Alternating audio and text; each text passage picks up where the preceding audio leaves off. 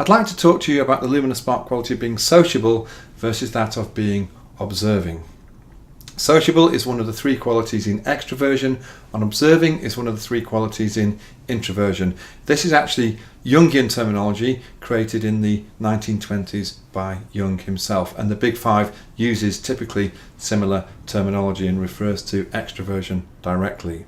So sociable is one of the three extroverted qualities. If we're sociable, we tend to be outgoing. That means that we engage with other people quickly and we like large groups of people. We're energized by it. It also means, secondly, that we're naturally quite friendly. We're interested in other people and engage quickly in friendly dialogue. And finally, it means that we like to think out loud. We speak in order that we may think. If, on the other hand, we're highly observing, we're not so comfortable with large groups, but we actually get more energy being engaged with a small number of people. And secondly, it means that we like to think in order that we can speak. So if we are in a large group situation and we're very observing, we tend to think through what we want to say and get the whole sentence clear in our mind before we choose to say it.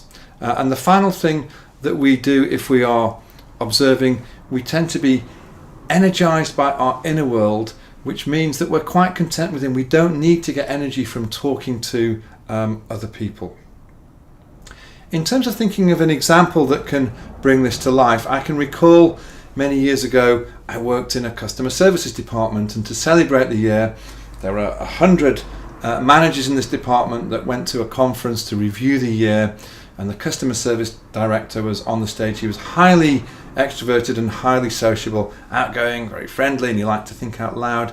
And as he was going through his talk, he declared, yeah, performance last year, dramatically improved, but he didn't actually have the detailed numbers to hand. And he looked, and there on the front row was the person responsible for performance statistics, a highly introverted, observing person. And he pointed at them and said, well, how much has performance improved by? Now, this individual, being quite observing and introverted, would have preferred time to be able to think through the answer rather than having to do it on the spot in front of a large group. And nevertheless, they came back with the question, do you want the fiscal year or the calendar year? And the director said, well, the calendar year. Yeah.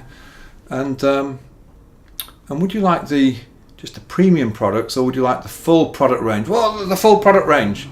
But unable to wait for the actual answer, being quite extroverted and quite sociable, just came back with and said, well, maybe it's gone up by 20%, and everybody cheered. And then 5 minutes later, the observing introverted person carefully put their hand up and said, actually, the figure is 13.4%. And that's a contrast between being highly sociable and highly observing. But the question is, do you have an example? Does that stimulate any ideas in your mind, any experiences you've had? Have a think about that now, because if you've got a good story for explaining observing through to sociable, it will dramatically improve how people will relate to the concept when you explain it.